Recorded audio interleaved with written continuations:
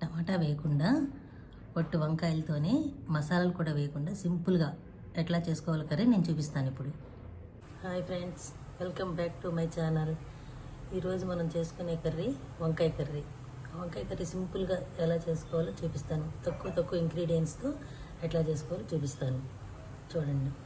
అయితే ఇప్పుడు ఈ వంకాయలు 1/2 కేజీ తీసుకున్నాను.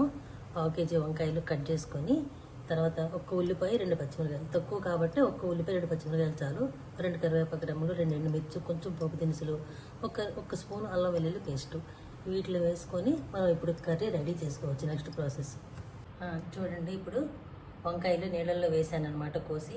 ఆ నీళ్ళల్లో వేసే ముందు కొంచెం ఉప్పు వేసాను అనమాట. నీళ్ళల్లో ఉప్పు వేసి వంకాయ ముక్కలు కోసేసాను. లేకపోతే ఉప్పు వేయకుండా మనం వంకాయలు నీళ్ళల్లో వేసామనుకో కోసి చేదు వచ్చేస్తాయి అనమాట. ఈ విషయం చాలామందికి తెలుసు, కాకపోతే తెలియని వాళ్ళకి ఎవరికైనా కొంచెం తెలుస్తుందని చెప్పి చెప్తున్నాను అంతే. ఇదిగోండి, ఉల్లిపాయలు, పచ్చిమిరకాయలు, కరివేపాకు అన్నీ కోసేసాను. ఇంకా మనం వంటలోకి వెళ్దాం, రెడీ అవుదాం. ఇప్పుడు పొయ్యి వెలిగించి బాండి పెట్టి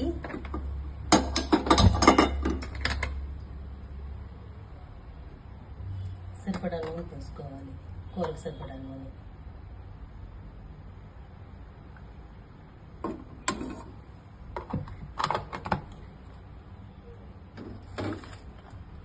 నూనె వేడెక్కిన తర్వాత నూనె వేడెక్కింది. ఫస్ట్ పోపు దినుసులను కొన్ని వెల్లుల్లి రబ్బలు వేసుకోవాలి. వేసుకొని అవి కొంచెం ఫ్రై అయిన తర్వాత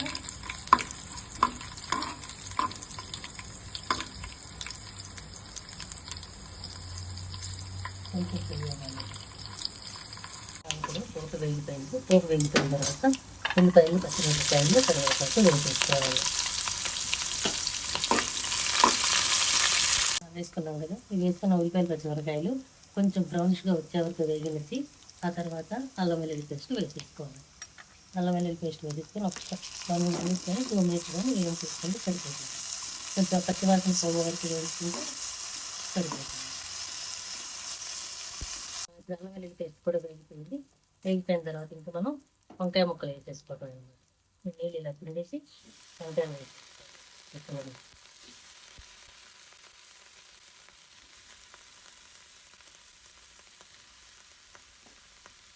వేసుకొని వెంటనే పప్పు, ఉప్పు వేసేసుకోవాలన్నమాట.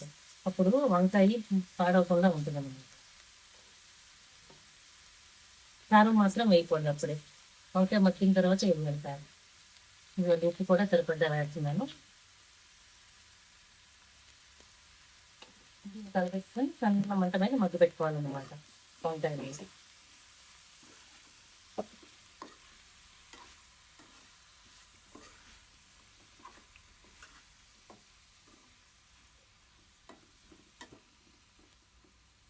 ముక్క మగ్గే వరకు మనం ఉంచుకోవాలన్నమాట. పొయ్యి మీద మూత పెట్టి చాలు. ముక్క మగ్గే వరకు ఉంచితే సరిపోతుంది. ఇప్పుడు వంకాయ మగ్గిపోయింది చూడండి. చక్కగా మగ్గిపోయింది వంకాయ. ఇట్లా వంకాయ అంతా మగ్గిపోయిన తర్వాత ఇప్పుడు మనం కారం వేసుకోవాలన్నమాట. కొంచెం చాలు కారం కూడా, ఎందుకంటే దీనికి సరిపడ్డ కారం వేసుకుంటే సరిపోతుంది. కారం వేసుకున్న తర్వాత ఒక్కసారి జస్ట్ ఇట్లా కలిపెట్టేసుకుంటే కారం అంతా దీనికి ముక్కలు పెట్టేస్తుంది అనమాట. కారం అంతా ఇలా ముక్కలు పెట్టేసిన తర్వాత మళ్ళీ కొంచెం ధనియాల జీలకర్ర పొడి వేసుకుంటే ఇంకొంచెం టేస్ట్ వస్తుంది అనమాట.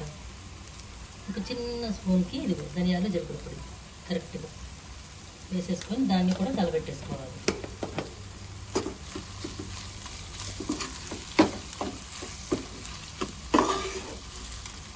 ఇట్లా కలబెట్టేసుకున్న తర్వాత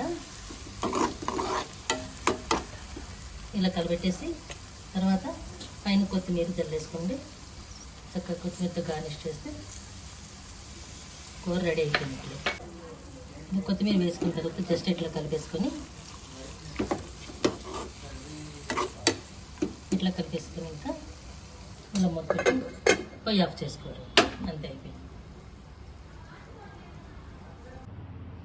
ఇలాగా కూర అంతా అయిపోయిన తర్వాత ఇలా డిష్లోకి తీసుకొని సర్వ్ చేసుకోవటమే ఇంకా.